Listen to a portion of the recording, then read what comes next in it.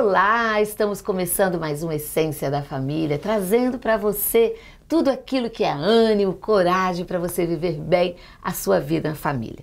Mês de outubro, estamos refletindo sobre a educação dos nossos filhos. E tem chegado várias perguntas, as pessoas se inquietam, com várias questões. E nós trouxemos aqui alguém que é especialista, alguém que pode nos ajudar a organizar melhor a nossa rotina com os nossos filhos. Ela é psicóloga clínica, é Kids Coach. Desilane Bortolotto, obrigada por estar aqui mais uma vez com a gente. Eu que agradeço. Que bom que você vai poder nos ajudar. As questões que chegaram são muito aqui em relação à alimentação dos filhos. Geralmente os pais ficam preocupados, né? Meu filho come mal, meu filho come muitas besteiras, meus filhos não comem no horário. Como é que a gente pode lidar com essa alimentação inadequada dos filhos? Nossa, tem muitas formas, né?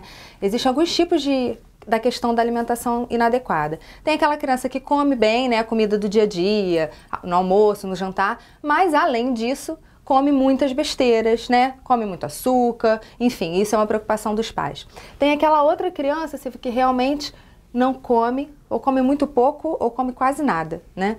Que é aquela criança que a gente recebe hoje no consultório, que come 4 itens, que come coisa só que não é saudável, e criança que come ainda comida como se fosse comida de neném, né? Come um angu, come uma papinha, já numa idade que deveria estar com uma alimentação normalizada.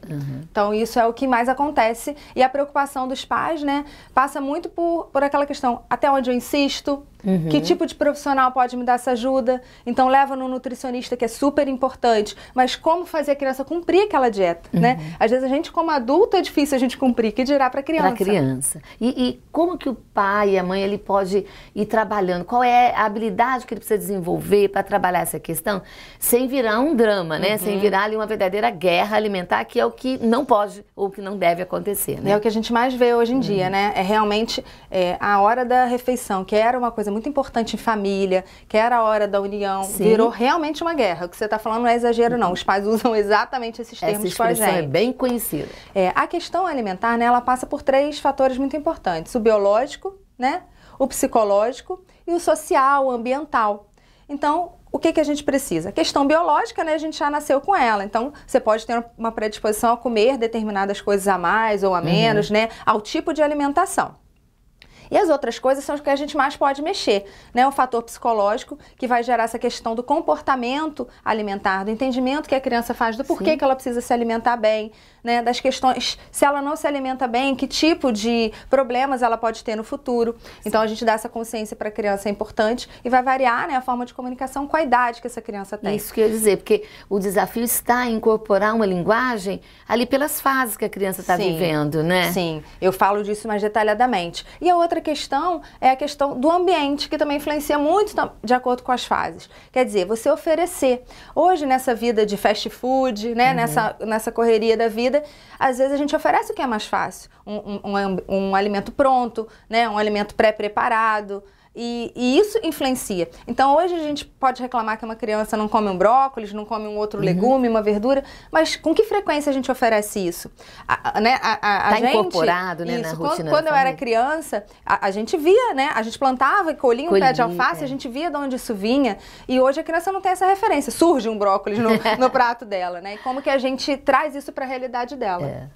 E você hoje, dizendo para uma mãe que está assim, como essas mães que fala sobre alimentação, o que a mãe pode fazer assim de concreto para ajudar nesse horário da alimentação, para que ele seja um horário agradável? Vamos imaginar uma criança assim, ali bem no começo da alimentação dela, o que ela já pode incorporar que seja positivo? Que tipo de regra ela pode ir colocando ali? Sim, uma coisa muito importante é essa questão do oferecimento, né? Então a gente geralmente oferece e a criança não aceitou, a gente não oferece mais.